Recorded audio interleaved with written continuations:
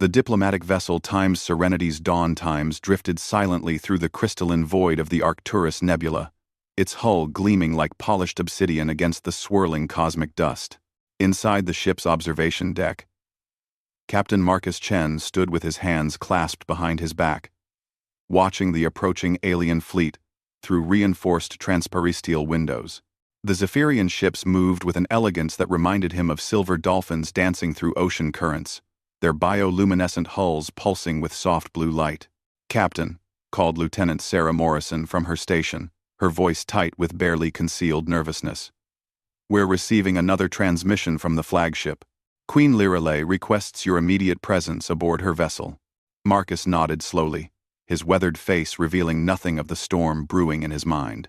3 months ago, humanity had made first contact with the Zephyrian Empire, a vast civilization that controlled nearly a quarter of the galaxy's outer rim.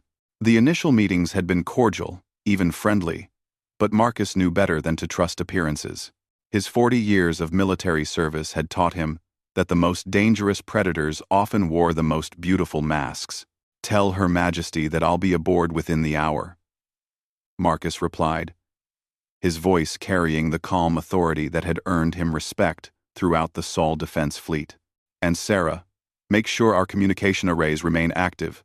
I want constant contact with Earth Command." The young lieutenant's fingers danced across her console, relaying the message. As she worked, Marcus allowed himself a moment to study the alien flagship through his binoculars. The Times Celestial Harmony Times was a masterpiece of organic architecture, its living hull breathing slowly, like a sleeping leviathan. Tendrils of energy coursed through its surface in hypnotic patterns, and Marcus could see the graceful forms of Zephyrian crew members moving behind translucent barriers.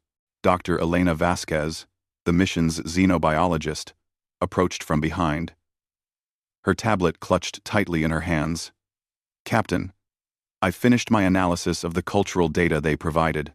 The Zephyrians appear to be a peaceful species. Their entire society is built around harmony and consensus. They've never engaged in warfare, and their technology focuses on healing and creation rather than destruction." Marcus turned to face the scientist, noting the genuine excitement in her dark eyes. Elena had devoted her life to the dream of finding benevolent alien life, and the Zephyrians seemed to fulfill every optimistic theory she had ever proposed. Her enthusiasm was infectious, but Marcus remained cautious. "What about their expansion patterns?" he asked, his tone neutral but probing. "A civilization doesn't control a quarter of the galaxy through peaceful negotiation alone." Elena's smile faltered slightly. "Well, the historical records they shared are somewhat vague about their early expansion period. They claim it was all achieved through voluntary integration and mutual benefit agreements. Perhaps they're simply more advanced than us in terms of diplomatic solutions." The captain nodded thoughtfully, but something cold settled in his stomach. In his experience, vague historical records usually meant something was being hidden. Every human civilization he knew maintained detailed accounts of their territorial expansion, whether peaceful or otherwise. The fact that the Zephyrians were evasive about theirs raised red flags in his tactical mind. An hour later, Marcus found himself aboard a sleek shuttlecraft, piloted by Ensign Rodriguez, toward the alien flagship. The young pilot kept glancing nervously at the organic ship growing larger in their viewport, his hands steady on the controls despite his obvious unease. "Sir," Rodriguez said quietly, "something feels off about this whole situation. My sensors are picking up some strange energy signatures from their ship. It's almost like they're actively scanning us, but the readings don't match any known sensor technology." Marcus leaned forward, studying the tactical display. The energy patterns were indeed unusual, forming complex geometric shapes that seemed to pulse in rhythm with the ship's breathing hull. "Keep recording everything, Ensign. I want a complete log of all anomalous readings." The shuttle bay of the Times Celestial Harmony Times was unlike anything in human experience. Instead of cold metal and harsh lighting, they were greeted by a chamber that resembled a tropical garden. Bioluminescent vines hung from the ceiling, casting soft rainbow patterns across walls that seemed to be made of living coral. The air smelled of jasmine and ozone, with an underlying sweetness that made Marcus slightly dizzy. Queen Lirelei awaited them at the far end of the bay, and Marcus had to admit she was breathtaking. Standing nearly 7 feet tall, she possessed an ethereal beauty that seemed almost too perfect to be natural. Her skin held a subtle, iridescent quality, shifting between pale gold and silver depending on the angle of light. Her eyes were large and luminous, colored like deep amethysts, and her hair flowed like liquid starlight down her back.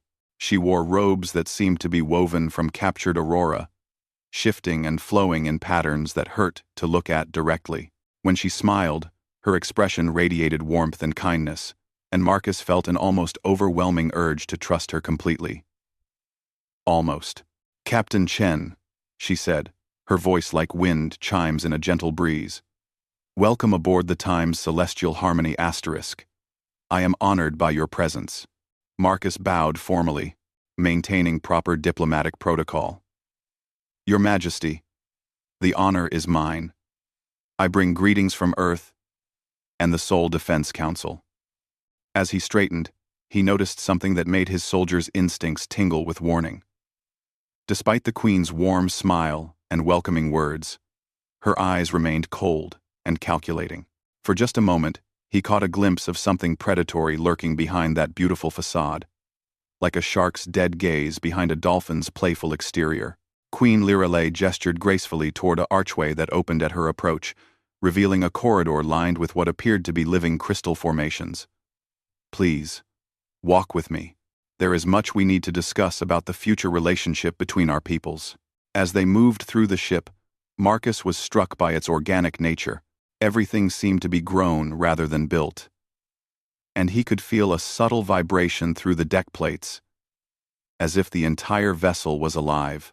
The Zephyrian crew members they passed were uniformly beautiful, moving with an otherworldly grace that seemed almost choreographed. "Your ship is remarkable," Marcus commented, genuinely impressed despite his growing suspicions. "How long did it take to grow?" The Queen's laugh was like silver bells. "Time is a human concept, Captain. We do not measure our creations in the same way. The Time's Celestial Harmony Times has been with us for many cycles, growing and adapting to our needs." They entered what appeared to be a throne room, though it resembled a natural cathedral more than any human construction. Crystalline formations reached toward a domed ceiling that showed real-time images of the stars beyond. The Queen's throne was carved from a single, massive gemstone that pulsed with internal light. "Tell me, Captain," the Queen said as she settled gracefully onto her throne, "what do you know of your species' true potential?" The question caught Marcus off guard. "I'm not sure I understand, Your Majesty." Queen Lirelei leaned forward slightly, her amethyst eyes fixed on his face with uncomfortable intensity. "Humans are unique, Captain Chen. In all our travels across the galaxy, in all the civilizations we have encountered and embraced, none have possessed the particular combination of traits that your species displays." Marcus felt the hairs on the back of his neck rise. There was something in her tone, a hunger that she couldn't quite disguise. "What traits are those?" "Thanks. What he won. What adaptability, resilience, and most importantly, an almost unlimited capacity for growth." The way she said the last word made it sound less like a compliment and more like an assessment of livestock.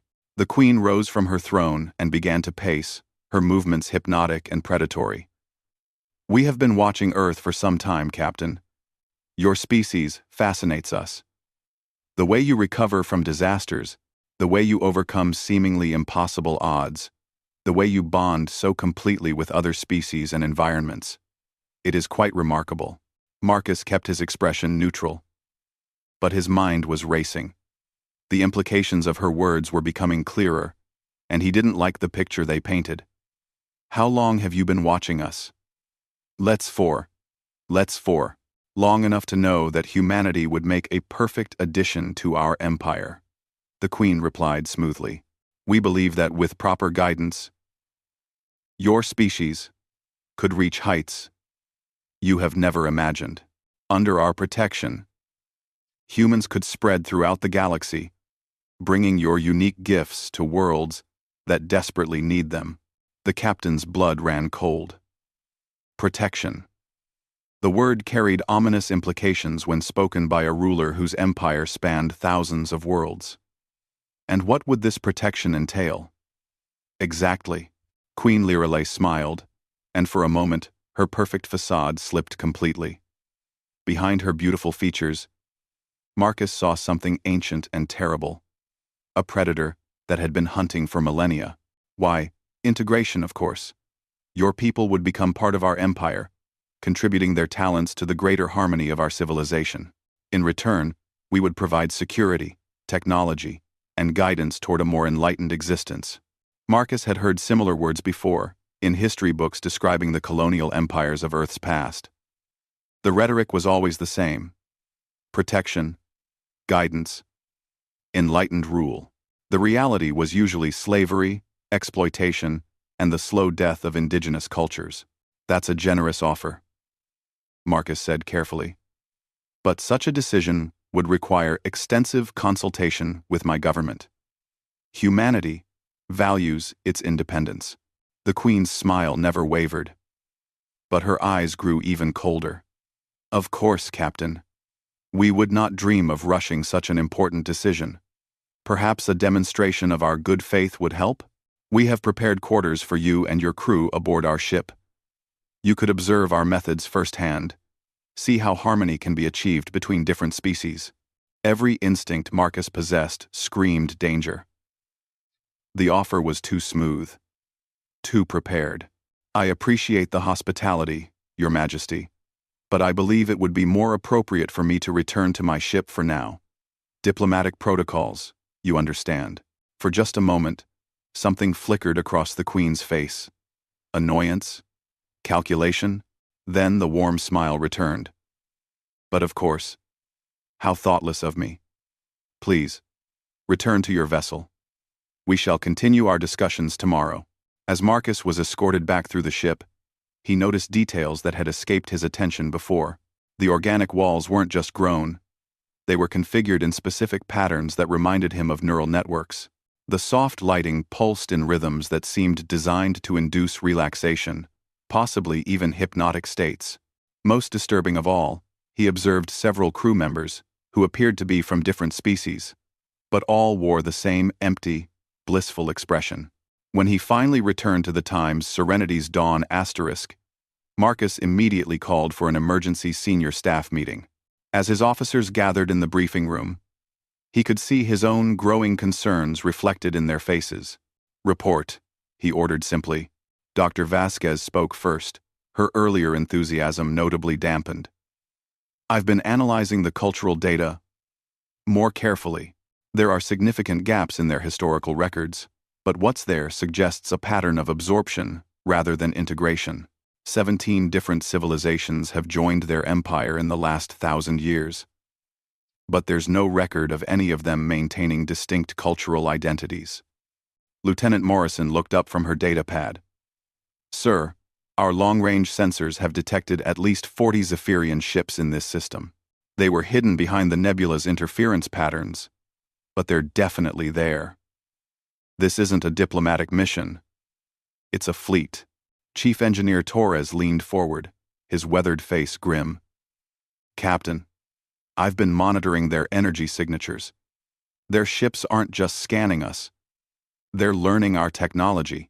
Every system we activate, every communication we send, they're analyzing and cataloging. Marcus nodded grimly. The pieces were falling into place, painting a picture he had hoped never to see. Recommendations? Recommendations? We need to warn Earth, Morrison said immediately. If they're planning what I think they're planning, the Sol system needs to prepare. Agreed, Marcus replied. But we need to be careful. If we tip our hand too early, they might accelerate their timeline. Dr. Vasquez cleared her throat. Captain, there's something else. I've been studying their biological data, and I think I understand what they really want from humanity. Our genetic material is incredibly diverse compared to other species. We're also one of the few races that can successfully interbreed with multiple alien species while maintaining hybrid vigor. The implications hit Marcus like a physical blow. They want to breed us. Not just breed us, Torres added darkly. According to their own data, every species that's joined their empire has undergone genetic optimization. I think they're collecting the best trait. 8 hours had passed since Marcus returned to his ship, and the time's Serenity's dawn times buzzed with quiet activity as the crew prepared for what might be their last mission. In the engineering bay, Chief Torres worked frantically with his team to implement modifications that would have been considered impossible under normal circumstances. The gentle hum of the ship's engines had been replaced by a deeper, more aggressive growl as systems that had never been designed for combat were pushed far beyond their safety parameters. "Captain," Torres called over the comm system, his voice strained with exhaustion and determination. "We've finished the modifications to the communication array. When you give the word, we can punch a message through their interference field straight to Earth Command. It'll probably fry our entire communication system, but the message will get through." Marcus acknowledged the report from the bridge, where he stood studying tactical displays that painted an increasingly grim picture. Long-range sensors now showed the true extent of the Zephyrian fleet. 67 ships arranged in a perfect encirclement of the human vessel. Each ship was larger than the time's Serenity's Dawn asterisk, and their organic hulls pulsed with energy signatures that suggested weapons far beyond anything in Earth's arsenal. Dr. Vasquez entered the bridge carrying a datapad, her face pale but determined. "Captain, I've made a disturbing discovery. The genetic samples they requested during our initial contact weren't just for medical compatibility. I've been analyzing their scanning patterns, and they've been taking detailed biological readings of every crew member.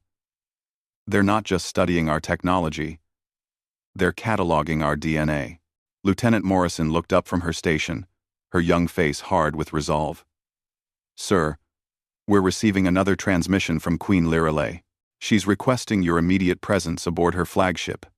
The tone is much more insistent than before. Marcus smiled grimly. The Zephyrians had completed their analysis and were ready to drop the pretense of diplomacy. It was exactly what he had expected, and exactly what he had been preparing for. "Tell Her Majesty that I'll be delighted to continue our discussions," Marcus replied calmly. "Inform her that I'll be bringing a small diplomatic party with me." As the bridge crew exchanged worried glances, Marcus activated a private communication channel to Chief Torres. "Is the package ready?" "Ready and waiting, Captain," came the engineer's voice. "Just remember, you'll have maybe 15 minutes before the reaction becomes irreversible." Marcus nodded to himself, then addressed his senior staff. "Ladies and gentlemen, what I'm about to tell you must remain classified until the day you die." The time Serenity's Dawn Times was never just a diplomatic vessel. She was designed as a deep space reconnaissance ship with certain capabilities that were deemed too dangerous for general knowledge. Dr. Vasquez stared at him in confusion. "The kind that can level a small moon," Marcus replied quietly. 40 years ago, Earth Command developed something called Project Prometheus. The idea was to create a power source so efficient that a single ship could operate independently for decades without refueling. They succeeded, but the side effects were dramatic. He gestured toward the engineering displays, where power readings showed levels that should have been impossible for a ship of their size. "Our fusion core isn't just a power plant. It's a controlled stellar collapse chamber. Under normal circumstances, it produces clean, unlimited energy. But if the containment fields are deliberately destabilized in a specific sequence, it becomes something else entirely." The implications hit his staff like a physical blow. Morrison was the first to speak, her voice barely above a whisper. "You're talking about turning our ship into a bomb, a very large bomb," Marcus confirmed. "Large enough to take the entire Zephyrian fleet with us and send a message to any other species who might be watching that humanity doesn't surrender easily." Torres's voice crackled over the comm system. "Captain, I'm reading massive energy buildup from the alien fleet. They're powering weapons systems across the entire formation." Marcus felt a cold satisfaction settle in his chest. The Zephyrians had finally decided to drop their masks and reveal their true nature. Unfortunately for them, they had chosen the wrong species to threaten. All right, people, it's showtime. Torres, begin the preliminary sequences for Project Prometheus. Morrison, prepare that message for Earth Command. Vasquez, I need you to monitor their scanning patterns and tell me the moment they realize what we're doing. As his crew sprang into action, Marcus made his way toward the shuttle bay. His diplomatic party consisted of himself and a single briefcase containing enough classified information to give Earth's military a fighting chance when the Zephyrians inevitably arrived at Sol. The shuttle was already prepped and waiting, its pilot looking nervous but determined. 20 minutes later, Marcus found himself once again aboard the Times Celestial Harmony Asterisk. But this time, the beautiful organic ship felt like a predator's lair. The soft lighting seemed harsher, the sweet-smelling air more cloying, and the graceful crew members moved with the coordinated precision of a hunting pack. Queen Lirelei awaited him in her throne room, but she had abandoned any pretense of diplomatic courtesy. She sat rigidly on her crystalline throne, her beautiful face cold and calculating, while armed guards flanked the chamber's entrances. The guards were clearly from different species, but they all wore the same empty, controlled expressions Marcus had noticed before. Captain Chen, the Queen said, her musical voice now carrying an unmistakable edge of command. I trust you've had time to consider our generous offer. Marcus set his briefcase down carefully and clasped his hands behind his back, falling into a parade rest stance that was second nature after decades of military service. Indeed I have, Your Majesty. It's quite an interesting proposition. Queen Lirelei leaned forward slightly, her amethyst eyes fixed on his face with predatory intensity. And what is your decision? Well, Marcus said conversationally, I've given it considerable thought, and I've reached a conclusion about your empire and your methods. He paused, noting how the guards shifted subtly closer, their hands moving toward weapons that looked like living creatures rather than technological devices. The Queen's expression remained calm, but her knuckles had gone white where she gripped the arms of her throne. My conclusion, Marcus continued with the same casual tone, is that your parasites. The temperature in the room seemed to drop several degrees. Queen Lirelei's beautiful facade cracked completely, revealing something ancient and terrible underneath. When she spoke, her voice carried harmonics that made the air itself vibrate with menace. How dare you speak such words in our presence? Do you have any concept of the power you are insulting? Marcus smiled, and for the first time since arriving at the alien ship, he felt completely at ease. Actually, I think I do. You're an old species, aren't you? Probably one of the first to achieve interstellar travel in this part of the galaxy. But somewhere along the way, you stopped innovating, stopped growing, stopped becoming more than you were. So you started taking what you needed from younger races. The Queen rose from her throne, her form seeming to grow larger and more menacing. The air around her began to shimmer with energy, and Marcus could feel pressure building in his ears as the ship's systems responded to her anger. You understand nothing, she hissed.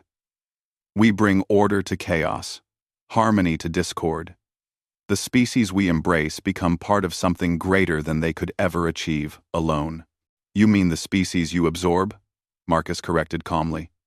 Tell me, what happened to the Kythera, the Valdari, the Centauri Collective?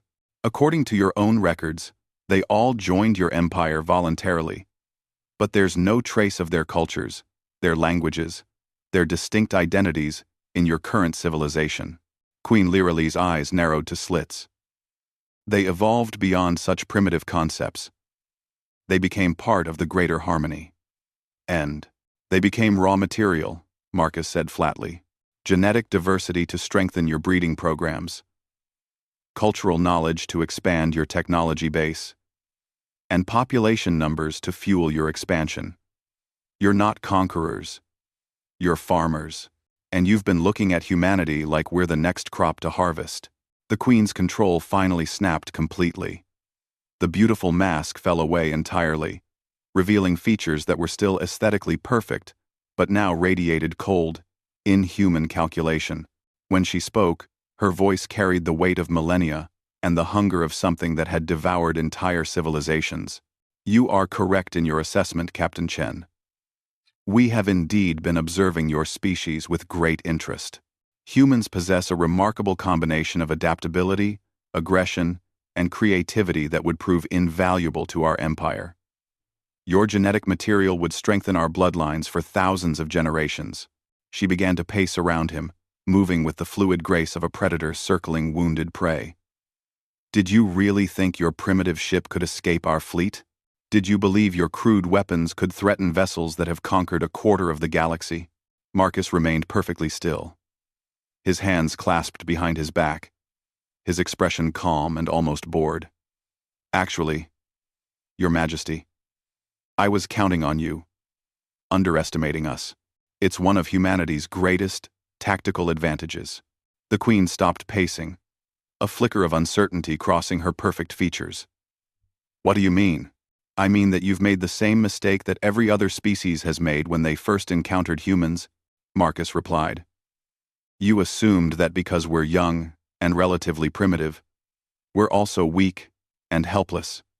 You saw our small ship and our limited fleet and decided we'd be easy prey."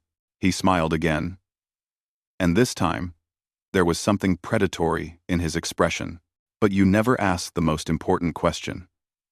Why would a species as young as humanity send a single ship to make first contact with an empire as vast as yours?" Queen Lyralei's eyes widened as understanding began to dawn. "What are you talking about?" Marcus reached slowly into his pocket and withdrew a small device that looked deceptively simple. "I'm talking about the fact that Earth Command doesn't send diplomatic missions, Your Majesty. We send reconnaissance forces." The device beeped softly, and across the galaxy, deep space monitoring stations began picking up a signal that would change the course of galactic history. The transmission lasted exactly 17 seconds. But those 17 seconds contained enough compressed data to give Earth's military everything they needed to know about Zephyrian technology, fleet composition, and strategic capabilities. Queen Lyralei's face contorted with rage as she realized what had happened. "Seize him!" she screamed at her guards. "Stop that transmission!" But it was already too late. The signal had been sent, and more importantly, the second phase of Marcus's plan was now in motion. Aboard the Times, Serenity's Dawn *, Chief Torres had been monitoring the transmission frequency, waiting for the specific harmonic pattern that would serve as Marcus's signal. When the pattern came, Torres didn't hesitate. His hands flew over the engineering controls, initiating a sequence that had been programmed into the ship's systems but never tested under actual conditions. Deep in the ship's core, magnetic containment fields began to fluctuate in carefully calculated patterns. Marcus felt the change immediately. The deck beneath his feet began to vibrate with a deep, resonant hum that seemed to come from the very atoms of the ship itself. The briefcase at his feet clicked open automatically, revealing not classified documents but a small, crystalline device that began to pulse with brilliant white light. "What is that?" Queen Lyralei demanded, her voice now carrying a note of genuine fear. "That," Marcus said with grim satisfaction, "is what happens when a species too young to know better decides to build a power source based on controlled stellar collapse.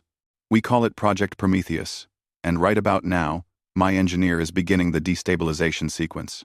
The Queen's face went pale as her ship's sensors beeped. The crystalline device in Marcus's briefcase pulsed with increasing urgency, its light now bright enough to cast sharp shadows across the organic walls of Queen Lyralei's throne room. Through the transparent ceiling, he could see the desperate ballet of the Zephyrian fleet as ships that had seemed so graceful now scrambled frantically to escape the growing energy signature from the human vessel. Queen Lyralei's composure had completely shattered. The ancient predator that had devoured civilizations for millennia was now faced with something she had never encountered before. A prey species that was willing to destroy itself rather than submit. Her perfect features contorted with a mixture of rage and incomprehension as she stared at the human who had turned her certain victory into pending disaster. "This is meaningless," she shrieked, her melodious voice now harsh and discordant. "Even if you destroy this fleet, we have thousands of ships. Your pathetic species cannot hope to stand against the full might of our empire." Marcus remained perfectly calm, his hands still clasped behind his back, as if he were attending a routine briefing, rather than orchestrating the destruction of an entire star system. "You're probably right," he admitted with infuriating casualness. "But you're missing the point." "One." The Queen's eyes blazed with fury. "The point is that you've never faced a species like humanity before," Marcus explained, his voice carrying the weight of absolute certainty. "Every other race you've absorbed was civilized, rational, capable of being reasoned with or intimidated into submission. They looked at your overwhelming technological superiority and made the logical choice to surrender." Through the ship's hull, they could hear the deep harmonics of the Zephyrian vessel's engines straining at maximum output. The nearest ships were beginning to show signs of structural stress, as their organic hulls were pushed beyond normal operational parameters in their desperate flight from the expanding energy field. Marcus continued speaking as if he had all the time in the world. "But humans aren't logical, Your Majesty. We're the species that invented the concept of mutually assured destruction, and then spent decades living with weapons pointed at our own planet. We're the species that responds to overwhelming odds not with surrender, but with spite." Queen Lirelei took a step back, her alien features struggling to process concepts that were utterly foreign to her millennia of experience. "You're describing insanity." "No," Marcus corrected with a cold smile. "I'm describing evolution. Do you know what happens to a species when it spends 200,000 years climbing to the top of the food chain on a planet where literally everything is trying to kill it? When it survives ice ages, supervolcanic eruptions, asteroid impacts, and plagues that wiped out 90% of all life?" The crystalline device was now pulsing so rapidly that its individual flashes had merged into a continuous, brilliant glow. The deck beneath their feet vibrated with harmonic frequencies that made the organic walls ripple like water. Through her ship's sensors, the Queen could feel the human vessel's power signature climbing toward levels that shouldn't be possible for a ship of its size. "You get a species that doesn't know how to quit," Marcus continued relentlessly. "A species that treats extinction-level events as just another problem to solve. A species that looks at impossible odds and says, 'Hold my beer and watch this.'" Queen Lirelei's face had gone completely white as the full implications of what she was hearing sank in. "Your entire species is insane. By your standards, probably," Marcus agreed cheerfully. "But that's what makes us dangerous. You expected to find another rational civilization that would weigh the costs and benefits and make the sensible choice. Instead, you found a species that spent its entire evolutionary history learning that the only response to an existential threat is total, uncompromising violence." The throne room suddenly lurched as the Time's celestial harmony times changed course, its biomechanical systems straining to achieve the maximum possible distance from the human ship. Through the transparent ceiling, Marcus could see other vessels in the fleet doing the same, their graceful formations dissolving into a chaotic scatter pattern as each captain prioritized survival over tactical coordination. "You're bluffing," the Queen said, but her voice lacked conviction. "No species would actually destroy itself to deny an enemy victory." Marcus laughed, and the sound carried no humor whatsoever. "Your Majesty, my species has a saying. If we're going down, we're taking you with us. We've built that philosophy into everything, from our military doctrine to our children's playground games."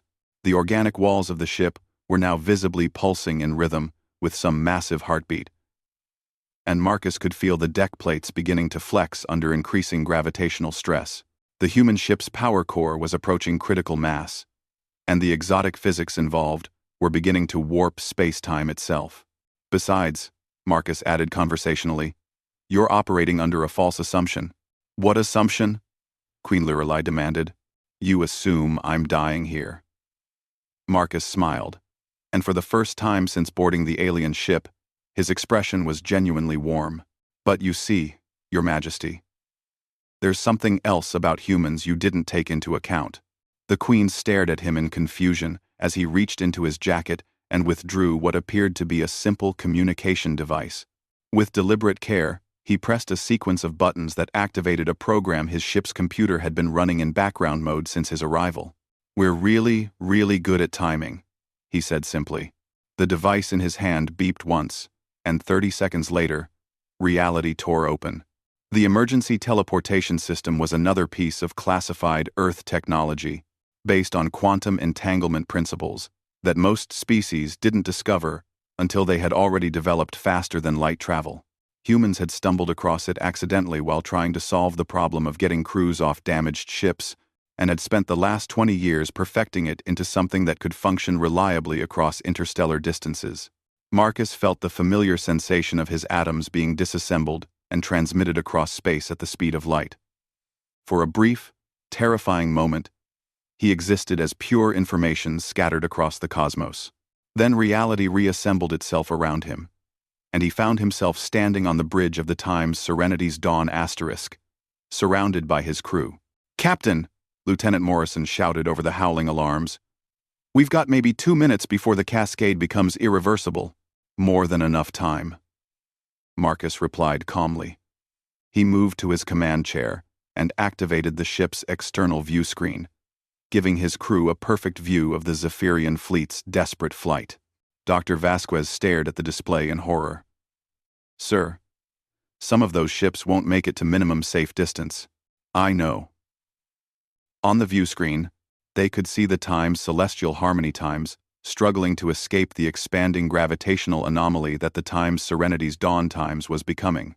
Queen Lyralei's flagship was the largest and most powerful ship in the fleet, but its organic systems had never been designed for the kind of emergency acceleration it was now attempting.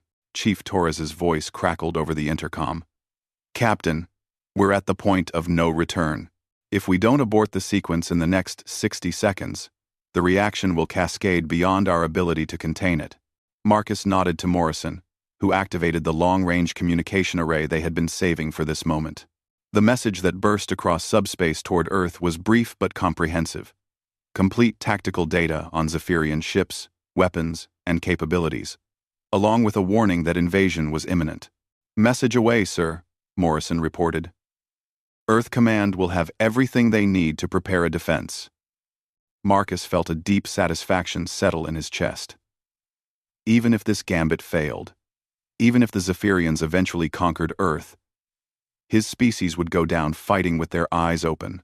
That was all any soldier could ask for. "Time," he said simply. Torres's voice was grim but steady. 30 seconds to cascade threshold. On the view screen, the Zephyrian fleet had achieved a rough dispersal pattern, but several ships were still dangerously close to the expanding energy field. The Times Celestial Harmony Times was among them, its biomechanical hull showing stress fractures as it pushed beyond its design limitations. Marcus could imagine Queen Lyralei's reaction as she realized that the gentle diplomatic captain she had planned to harvest was about to take a significant portion of her fleet with him into oblivion. The look of shock and incomprehension on her perfect face would be worth the price of admission. 15 seconds, Torres announced. Marcus activated the ship's internal communication system one final time. "All hands, this is the captain. It has been an honor serving with you. Remember that we die not as victims, but as soldiers. Our sacrifice will give Earth the warning it needs to prepare for what's coming." He paused, looking around at the faces of his crew. These were good people. Brave people who had volunteered for a mission they knew might be their last. They deserved to know why their deaths mattered.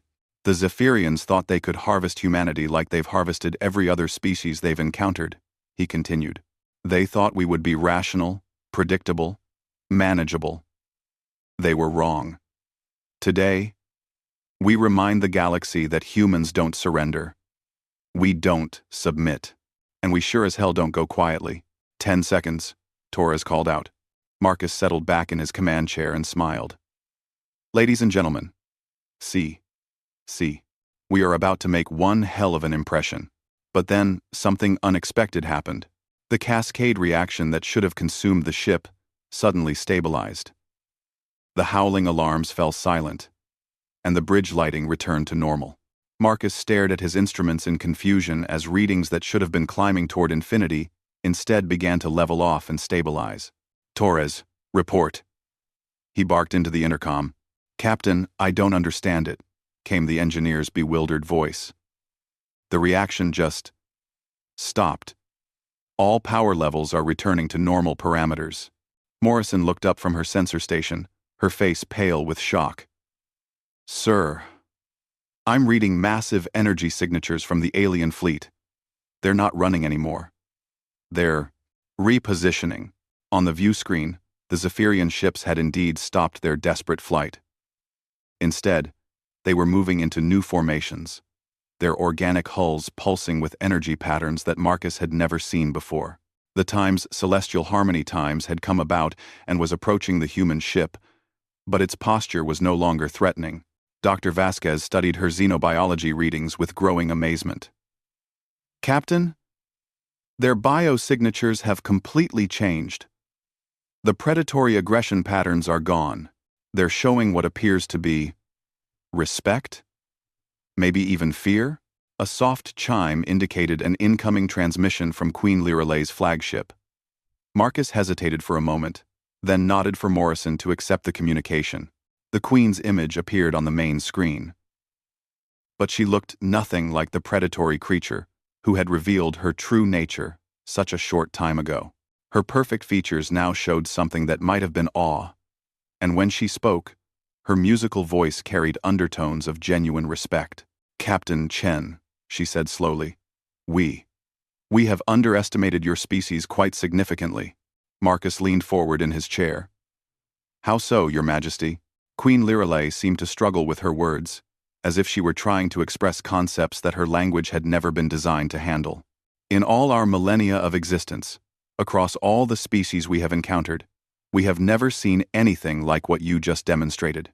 "You mean the willingness to die fighting?" "No," the Queen said quietly. "We have seen species fight to extinction before. What we have never seen is a species capable of building a weapon of such magnitude while maintaining the wisdom not to use it unnecessarily." Marcus felt his eyebrows rise.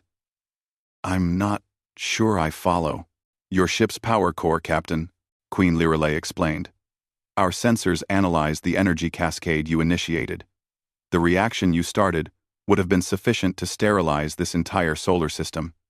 Every planet, every moon, every asteroid would have been reduced to component atoms." She paused, her amethyst eyes fixed on Marcus with an expression he couldn't quite read. "But at the last moment, when you had achieved your tactical objective of forcing our retreat, you found a way to stop the reaction.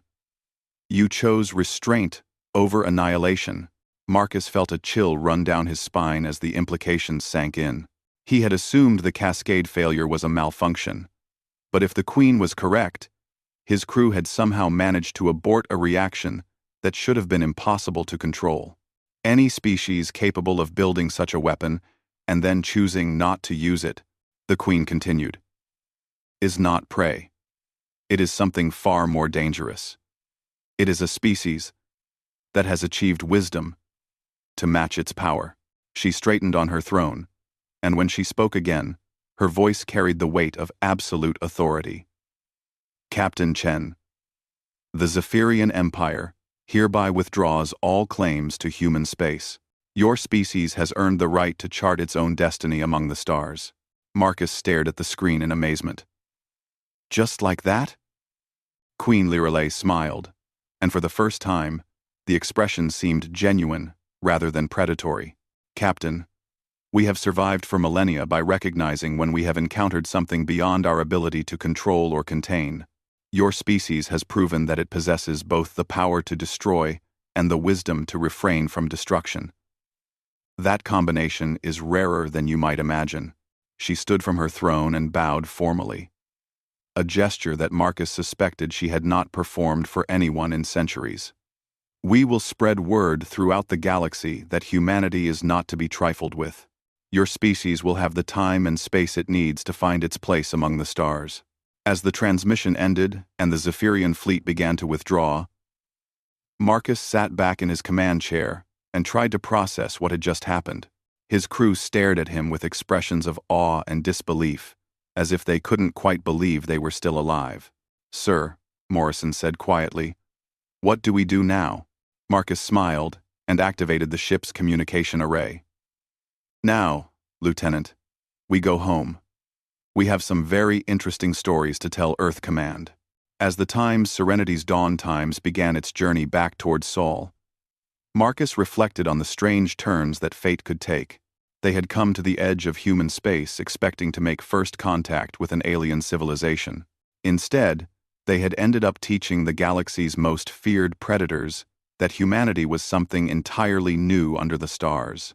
It was, he decided, a pretty good day's work.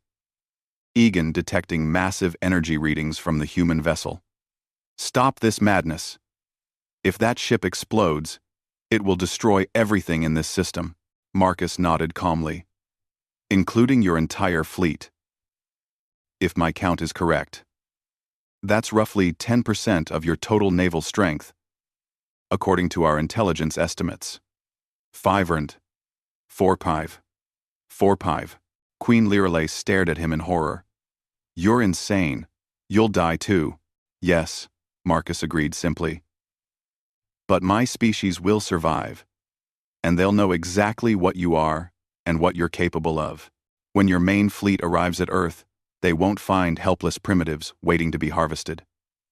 They'll find humans who know they're in a fight for their very existence." The crystalline device pulsed brighter, and the ship's hull began to vibrate with increasing intensity. Through the organic walls, Marcus could see the other ships in the fleet beginning to move, their graceful forms desperately trying to reach minimum safe distance from the approaching explosion. But Marcus knew they wouldn't make it.